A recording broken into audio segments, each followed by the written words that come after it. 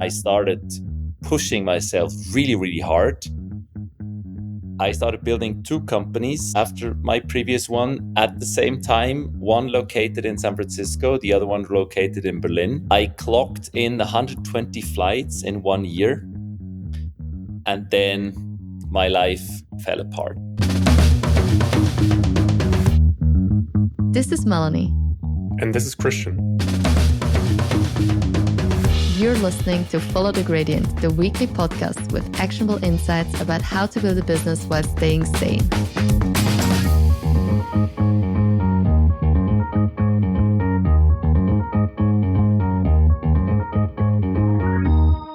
Welcome back to another episode of Follow the Gradient. Today, we're diving into a topic every founder and every operator in the startup world, but honestly also beyond, has dealt with in some form or shape.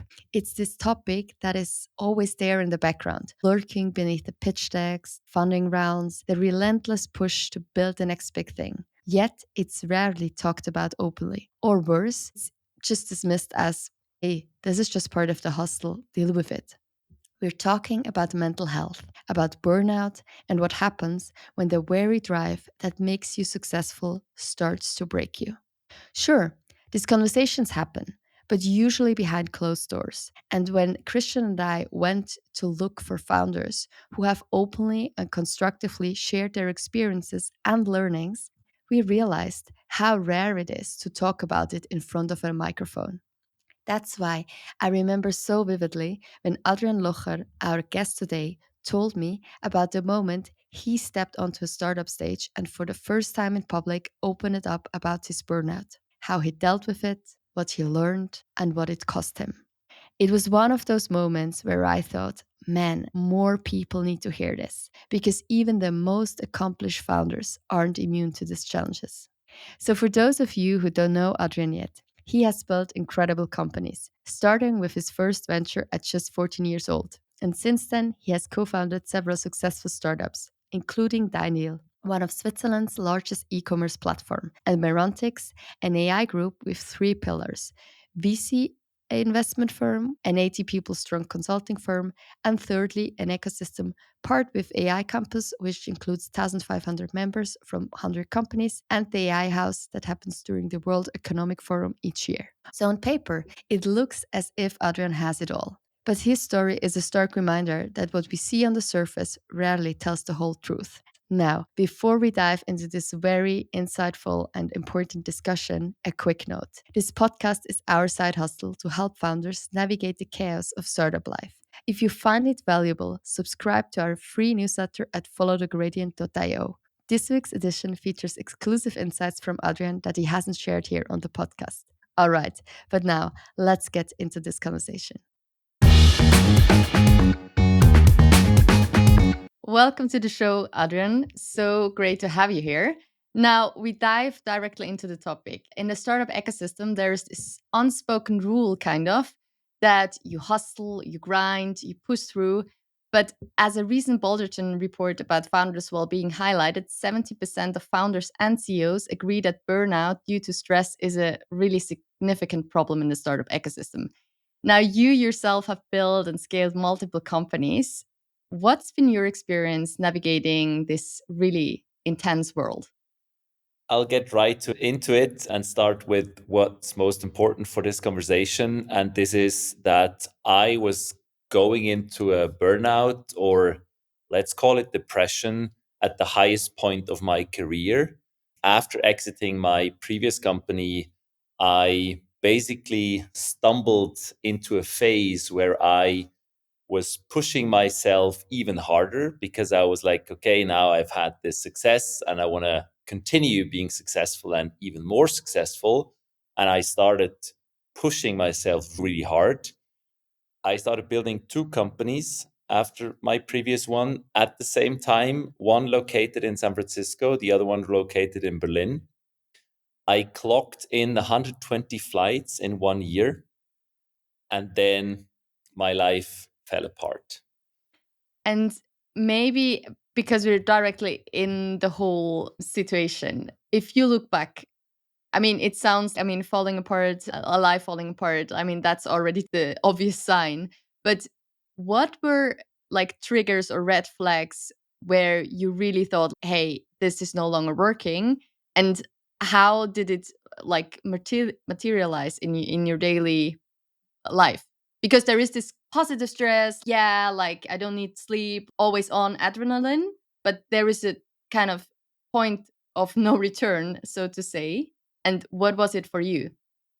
Obviously now there's a lot of things I know and I have learned and I've changed, and I can also feel myself much better today. Back then, I didn't know. I had symptoms, bad sleep, negative thought spirals. I was very irritable. I generally didn't feel really well. And now looking back, I can totally see that.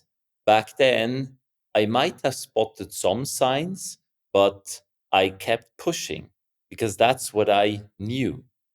Pushing myself was something that made me incredibly successful as a founder, as an entrepreneur, and yet it broke me as a person. And of course, that's stuff I know now, but back then, also because there's so little talk about this and so little people openly speaking about, I just wasn't aware. And that is one of the reasons why I'm also very open about this, because I think it's a really important part of any journey. And we can only change things when we bring that to attention and create awareness for, the negative sides of being a founder, of being an entrepreneur.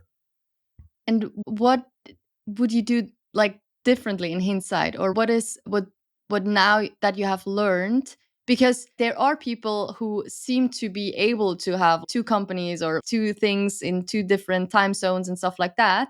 So there must be something where you say this is not healthy, this is not under control. It's interesting. I do not know a single person that is very successful that was not struggling with mental health, burnout, and or depression. It's just we don't know because people usually don't talk about it. And on my journey, then I started to also really dig into that topic. And there was one study that was done in, I think, 2019 that revealed entrepreneurs, founders are 2 times more likely to suffer from depression, 3 times more likely to struggle with addiction, and 11 times more likely to receive a bipolar diagnosis than the average population. So, this is really something that was a wake up call for myself, being like, okay, apparently it's normal. I'm not wrong. There's nothing wrong with myself, but there's a lot wrong with myself, how I'm operating right now, am I reacting to things, and how much I'm pushing myself. And I think the biggest learning for myself was the acceptance of the fact that some of my biggest strengths are also the biggest dangers to destroy myself, and they're inherently linked to each other. I think it was Tolstoy who said that the biggest and best traits of your characters are also inherently linked, like a metal, with the worst traits of your character. And you can't have one without the other. So my learning was, okay, I need to accept the downsides of my character, my personality. And the biggest quest in life is finding a way to manage, to find a balance with these two sides. So there is a struggle, and I'm still struggling with a lot of stuff. The thing that changed is I'm much more aware of these nuances and small things. I can find a much better balance now, and also, I see the early signs of feeling unwell much earlier on, so I can react to it. And when you zoom back to this moment, what were the first steps that you took to actively do something about it and like really to get out of this hole of depression and not knowing where your head is? Maybe we start one step earlier. And when I say my life was falling apart, then I really mean it. And as it breaks my heart still today to talk about this, I missed the birth of my son because I was not there. I mistimed and I did other things and I missed the birth moment of my son, which was my second child. I was very involved in the first one, and yet I missed the birth and I completely lost access to myself. I lost access to my back then wife. We separated, we divorced. This was really the lowest point in my life. And I had so much mental and physical pain at this very moment that I couldn't move anymore. I couldn't move forward, backward, left, or right. And I was so much used to this pattern when something was not working, pushing harder, putting more energy on it. And at this very moment, I didn't have the energy anymore and that I couldn't move anymore. And then there was this thought at some point that came up, okay, but if I cannot move outside, then maybe I need to move inside. And this is what really started my whole journey to get to know myself much better and figure all these things out that I've now learned. And when you now look back and you say, I now figured it out better and I now see the signs earlier, like for those listening who are in a similar situation or just cannot move anymore and just think the only solution is that I even pack in more hours, what do you advise based also on your experience? Maybe it's not what for other works, but what worked for you to really make the shift? Because it's very hard to go from 300% to going inwards and taking care of yourself? I think I there's a lot of things around this question. It's very deep. But I think one thing that I learned and embraced is that it's perfectly okay to seek help. It's perfectly okay to be open about what's bothering you with your closest circle. And then you also realize that people start to open up around these things. So when I say I don't know a single successful person who was not struggling with this, is well, as soon as you start talking about this more openly, people also usually start to share their experiences and how they struggle with things and how they deal with it. And when I say asking for help, I also mean therapy. So at this point, when I realized, okay, I need to go inside, and obviously I had no clue how, I started seeking therapy and I started doing therapy. And this was a tremendous revelation for me that there are certain things in your brain, in your body, that you're not able to see until someone else from the outside helps you to uncover. And if you think about it, for a long time, and I think it's not that anymore these days, but for quite a long time, and maybe also even in our parents' generation, going to a therapist was like a stigma. You don't do that, you're not sick. And if you think about it, we have people helping us in all situations of life. In business, we have consultants, we have personal coaches for sports. And yet, the most important part of ourselves, like our mental health, why don't we seek help there as well from the outside? And I think that was the biggest game changer in my life, realizing it's totally okay taking care of yourself and figuring these things out with the help of others. And in this therapy, one concept that I learned, it's very simple actually, is that you can try to organize life in three buckets. There are other concepts with more nuances and they're more complex, but this very simple about three buckets is: there's one bucket for business, there's one bucket for family and friends, and most importantly, there's one bucket for yourself.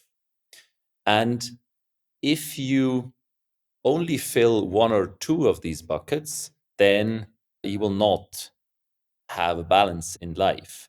So you need to be very aware that there's three buckets and you need to carve out time for yourself so you can have a healthy balance. Especially, you were talking about the impact it had on you as a father, on also on your whole family situation.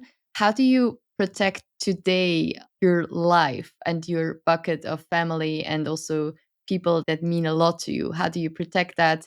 Because you're still like a very successful entrepreneur and you also have a lot of startups in your portfolio, so you could always work. And that is the mantra, I think, in startup land. Yeah, I have rebuilt my life and I have rebuilt in it in a different way with very different priorities. And first of all, I think with my ex-wife, we realized that we weren't the right partners to each other for each other. So there was nothing wrong with one or the other side, but we weren't just not made for each other. And I think that then led us to a very calm, amicable separation and also led into a very beautiful co-parenting that we have with our kids, where we actually share the custody in a 50-50 manner. Kids are with me for 1 week, then they're with mom, and then they're with me for another week again. And I think this has changed also the way I think about family. At this point, when I was struggling, and I'm heartbroken to say that, but family became a burden to me. And it's terrible, right? If you think about that, but it's how I felt at that very moment. Now, family became a source of energy for me that I very consciously curate and maintain. This co-parenting situation now has led to a setup where the kids are with me for a week. And during that week, my clear focus is family and the kids. To be very concrete, my day starts with getting the kids to school, spending the time together in the morning. Then I'm going to the office or whatever meetings. And then around 5, I pick up the kids from school. And then from 5 to 9, it's kids' time. So I'm not available for meetings unless the house is on fire. And it's quite a high bar. And then after 9, when the kids are in bed, I'm available again. And I do all my calls with my founders and I can do other calls with the West Coast people. But from 5 to 9, I'm not available. And the big change of that led to much less guilt, of this guilt feeling that you have. When you're working on your business, then you feel guilty about not being with the family. When you're with the family, you feel guilty not working for the business. So separating these things, carving out time that I then spend much more conscious. In the early years when I had kids, I was trying to juggle situations where I was with the kids, I was on calls at the same time. And then, as you mentioned earlier, when your kids react to you, right? And whenever you're busy, it's definitely the moment where your kids will come and want something from you, and then you can't give it. And then it starts feeling bad, it starts escalating. So, in being a bit more strict in separating these things and very consciously spending the time, you actually create a lot of freedom. You talked about how you rebuild your life and how you rebuild that balance between business, mental health, and personal life. And I think in the startup scene, there sometimes seems to be an almost glorified 24/7 grinding mentality. And I think there was also Brian Chesky, the founder of Airbnb, talking about how he worked 80 to 100 hours a week in the early years of Airbnb, but now after the IPO, he still works 80 to 100 hours because there's always something going on.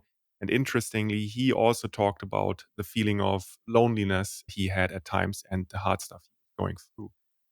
What is your take on, is it actually possible to build a successful business without these huge sacrifices or without this grinding mentality?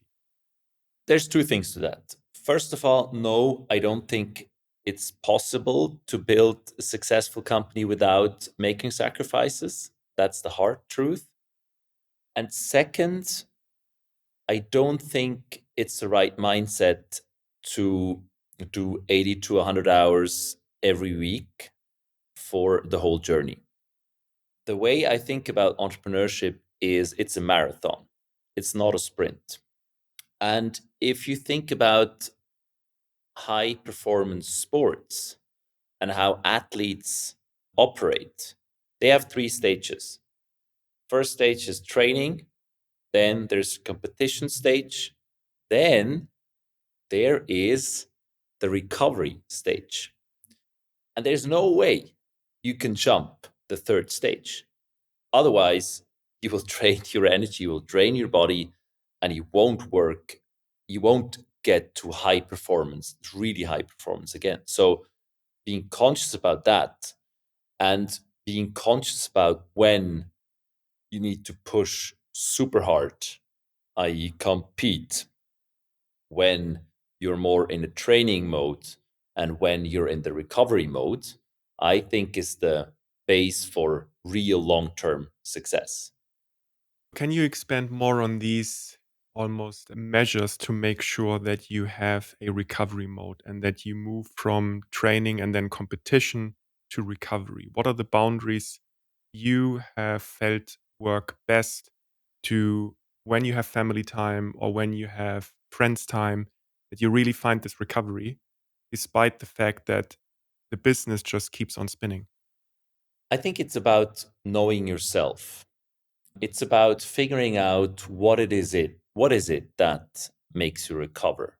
Everybody is very individual, right? So it can be many things, but the key here is to figure out what is it that is truly recovering you. So it's truly for yourself. And that might be family, but that also might be, and quite likely, also really spending time with yourself where you only invest in yourself. I think, for me, meditation, traveling to other countries, doing sports, workouts are ways to recover. Reading philosophy, reading books, spending time in deep talks is a way to recover for me that I now plan very consciously into my schedule, and it's non-negotiable, right? I set blockers. I do make vacations where I'm sometimes not available, and I do that very consciously because I know this is the way for me to really recover. Skiing is another thing that makes me truly connect to nature myself and really gives me the ability to wind down. But it's very individual, right? So I think, first of all, figuring out what it is that is truly giving you the opportunity to recover is the key fact here. What advice would you give founders or people in a leadership position to foster that type of awareness and culture in their teams in the company, knowing that also they have to place sometimes a lot of demands on their employees, on their teams, but at the same time they also need to be aware that their employees also rely on that concept or have to maybe learn that concept of the three buckets which you just mentioned? You know, one thing is to talk, the better thing is to walk. So, in being a role model, in explaining how you think about these things, and then also how you act on these things, making it very transparent, I think is the key thing here. And you don't want to tell people what they should do, right? Because it's so individual, but in clear that what you do is also about self-care and about these recovery phases, and that they're important, creates awareness in people. And I think takes away the stigma of, being offline, being off.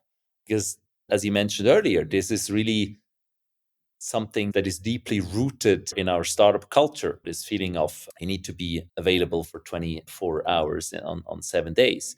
And we know it's not healthy. Yes, there are phases where it's necessary. And this is also something I make very clear. I'm like, I take care of myself and I'm responsible for myself, but I'm also responsible that the company works well. So if it's not working well, I'm expected to be there. But I can be there also to the full extent because I have recovered before. My batteries are charged. What do you say to founders who are concerned about showing weakness, that they always need to project strength, and maybe they want to actively show that they are putting focus on their recovery, that they are also just human, they do mistakes, they have bad times, maybe longer bad times, or they have struggles? What do you say to them? I would say stop bullshitting yourself mostly and start creating trust by being an authentic leader. And when thinking about the learnings from this phase, for me, one thing really was in what kind of team do I need around myself to be the best version of myself? And that, first of all, involves self knowledge, knowing what you're good at and what you're not good at, and knowing where you need other people to complete yourself, and managing people around you that are really great requires building a lot of trust. You only have high performance teams with a super high level of trust. And trust is created when people understand you and when people feel that the way you're operating is authentic in being transparent about what you're good at and what not, and also what might bother you. You're not showing weakness, I think, but you're creating much more trust, commitment also to go for the big goals. I want to go back to one thing you said in the very beginning about you had, in retrospect, a lot of early signs, right? That you were moving towards a point where everything will be falling apart. Giving advice to the people who may be in that situation and don't realize it, or they have a slight understanding that there might be something off, but also maybe challenges to acknowledge that or to deal with that. What were for you the early signs people really should pay attention to? That's a great question. And I thought about that also for a very long time, and I still do. So it's still part of my journey, reflecting myself, of course. You know, in the early days, I always thought building is what drives me. Yeah, as a kid, I started building wooden cars, then I started building computers, then I started building software, then I started building companies. So I'm a builder. And I always thought that's the main thing that drives me. In this super critical phase, I also realized that fear was driving me. Fear of not being successful, fear of not being loved, fear of not being recognized. And I started to understand fear as the most important human emotion. And there's a lot of evolutionary reasons why that is, because we are the people who survive because we were more afraid of others and other things. I started to understand fear as not something negative, but something extremely valuable, as a KPI that something is off. Something is going on that is not right and needs attention. And a lot of these early signs I could then at the end translate actually into fear. And when I feel that today, and it manifests in very different ways, but when you then start looking at it a little deeper, I myself then usually realize, but it's something that I'm afraid of. And then I'm like, oh, great. My body, my brain tells me that something is off. So I need to look into it. I need to figure things out. And then I can unpack it and basically also act upon it. So acknowledging that something is off and I'm not doing well, I think for me in the beginning was the biggest hurdle, right? Because this self acceptance of I'm not well for me was the biggest obstacle in the beginning because I was like, oh, I'm always great. And it was just not imaginable in the beginning that I could feel bad. I could feel sad. I would always put more energy and then move on. So stopping and taking a break, going inside was not part of my way to operate. And today it is. And so I take time to look at these things and think about it, reflect about it, and then I start acting upon it. That's, I think, the biggest change that happens in my modus operandi, if you want. And you really need to admit it to yourself in order to actually act on it and build again, in a sense. Now, like we have talked a lot about you and what your early signals are. We also talked about being a role model. I truly believe that if you say there is that you should take time off, but you always write your employees at 3 o'clock in the morning on a Saturday, I'm not sure like what you want to achieve, but it's not authentic. And they also are intelligent enough that somehow they then interpret that as maybe you don't mean it, what you say. So walking the talk is truly important. But how do you as a leader also spot early signs? Because what I found, and you also talked about that, it took you quite a while actually be so honest with yourself, to also have the self-esteem to talk about it, to make space. And we all know, I mean, I had a lot of interactions with investors where they were proud that or excited that some founders would reply at 3 o'clock in the morning. And no, it wasn't during like fundraising, but just in general. So, how do you as a leader also spot early signs and help maybe those who are first time founders and haven't realized it yet, what that it is a marathon and not a sprint always? You know, the way I work with my founders and our portfolio companies is a pretty close way, right? Because we're early stage investors, so we're there in the first days, in the first hours. So it's quite intense and it also builds a really good relationship. And whenever I see first signs of unhealthy behavior, I just talk to people. I bring it up and I'm like, look, we need to talk about KPIs. We need to talk about growth. We need to talk about the next funding round.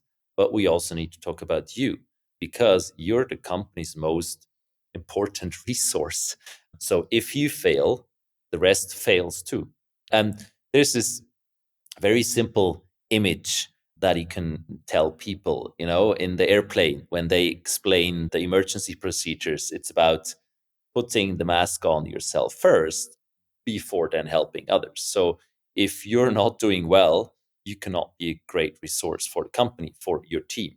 So I directly bring that up and then also do mentoring coaching conversations. I carve out the time whenever is needed, whether it's 11 p.m. or 6 in the morning because everything else is blocked. I will make the time also on the weekends just to show the importance of the topic and create this awareness. Yeah, I think it's so important. And now, if you could go back to Adrian, who didn't realize what is going on and who was hustling and putting in more hours, like, what would you say to him at the lowest point of your life now looking back? That's a fantastic and almost philosophical question, right? Because I was also asking myself a lot of times whether I could have become who I am today without going through that really difficult, really painful phase. And I'm also asking myself whether I needed that pain to change. So I don't know, quite honestly, what the answer to this question is. I think having if I have had the awareness of these things earlier on, I probably would have reacted earlier. Maybe I could have avoided the lowest lows that I experienced, which is what I can now today, right? Because I know these things, I have almost developed a toolbox for myself how to deal with these kind of situations. I don't need to go to these lows anymore, and not the lowest lows. Yeah, there's still lows, but I know how to avoid the lowest lows. And I think that's why I don't really know what it takes to make someone aware without really experiencing these kind of situations. What I can say for sure is now in when I think about the founder interactions I'm having these days, and when I help people spotting these signs much earlier, when you then react, you can really change the trajectory which you're on. And maybe just one thing here, what I find very important is that, like you said, like you wouldn't be where you are today. Maybe we don't know because you only have one life. But and this is why I appreciate it so much that you actually speak about it, because what I think is very important for people listening, you don't need to go through this on your own, like to the lowest low, because others like you speak about it and can also build the awareness. And I think everyone needs to do their own experience, but that I find makes a difference to people around. So not everyone needs to go through that on their own. And that I find is a very important learning also. This is also why we do follow the gradients to Totally. not to help people out there. No, totally. I think this is also why I spend so much time talking about these kind of things to my founders, besides all the other super important things around creating growth and hiring, financing companies, and pushing ahead. But I really take quite some time. We do founders retreats every year with all the portfolio founders, where mental health always plays a vital role, creating the awareness for it. I do a lot of mentoring and coaching also on the student side of things with Start, where I'm very much engaged. And yeah, the biggest driver for me is really, or the biggest motivation really is being able to stop people from going to the lowest lows and being very truthful, and especially also making clear that it's okay to seek help, to ask for help.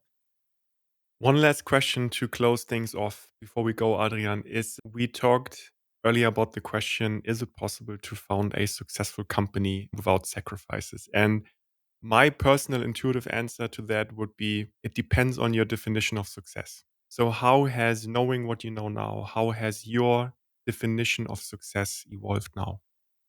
It changed quite a bit.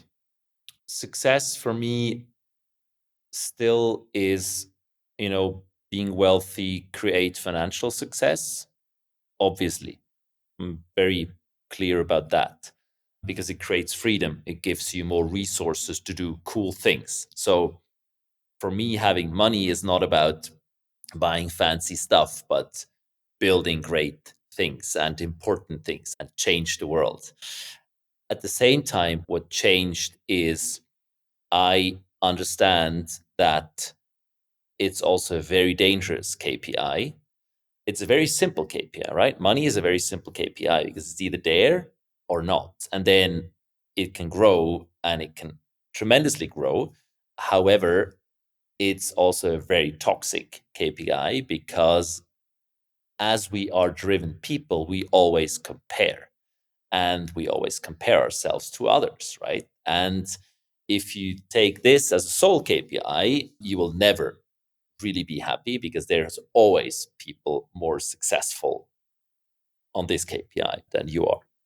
So to me, success today is primarily being happy in what I do and enjoying the journey on which I am, and realizing that if I'm not happy, I need to change the journey. I need to change what I'm doing.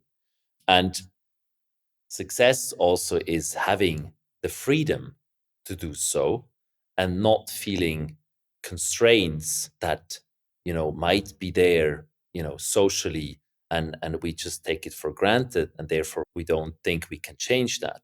Having this mindset of being the change yourself, I think that's what today is the key definition for success for me. Being there for my kids, enjoying the time with my family, with my friends, but also enjoying my own time offs with myself, the retreats with myself, is what I think is a successful life. That is very inspiring closing words. Adrian, thank you very much for being here. That was, I think, very insightful and inspiring and helpful for a lot of people out there. We've talked for almost 45 minutes, and I think now it's our time to recover. If people want to know more about you, where can they find you and learn about what you do? They can reach out to me directly. It's adrian@merantix.com. Thank you Thank you very much so for being much, here. Adrian, for sharing the story. It's so important, and I don't take it for granted. Thank you. Much appreciated. And this was another episode of our Follow the Gradient podcast. And now we would love to hear from you. How did you like it? What should we improve? Do you have any suggestions, ideas, or dream podcast guests? Please let us know. Thank you, and see you again next week.